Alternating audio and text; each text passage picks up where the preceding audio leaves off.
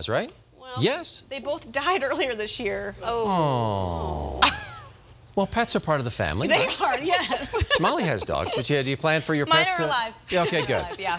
If in case of an emergency, you need to make a plan for your pets as well, because like we saw yesterday, the flooding, if there's a forest fire, we saw people scrambling yesterday and all that high water that was around the state. While pets are especially vulnerable in times of a disaster, a little careful planning can keep them safe if the unthinkable happens. Here to talk more about that, we've got AAA Colorado spokesperson Skylar McKinley here. So what can we do now in advance of the next, emergency we may see? As we saw with the flooding yesterday, as we see with wildfires during wildfire season, disasters just happen. And if you've got pets, you want to make sure you have a plan in place for them. The big part of that is making sure that there are pet-friendly places they can stay if you get evacuated, or better yet, have a buddy. Imagine there's flash flooding, you're stuck at work, your pets are stuck at home. If you've got a buddy you can call who can come take your pets to a safe location, that's great.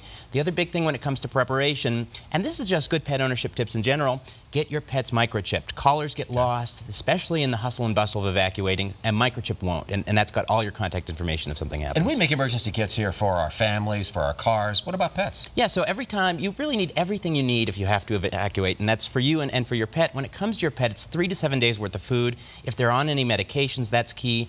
A collar, again, a crate, a kennel. And here's the important thing, their medical records. You want to keep those in a watertight container, along with your ownership information and any relevant documentation, just in case you need it. So a lot of times there's a threat of an emergency, but there's no evacuation order yet. Is there anything we can do to prepare our pets, because it gets kind of tense? Yeah, do you know in like the disaster movies how the animals always know something's wrong right. first? Well, it's exactly like that in a real emergency. So if there's a wildfire nearby, if there's flooding nearby, even if you're not threatened, your pets are going to be on high alert and they might run, right? They panic and they run off. If there's something nearby your home or in your region, bring your pets inside. And when they're inside, keep them kenneled or crated if you can, because cats especially, they'll run and hide behind something. They might get stuck. Animals panic. Keep a good watch on them if anything's threatening you. Okay, good advice, Skylar. Thank you. Thanks. Molly? All right, thanks, guys.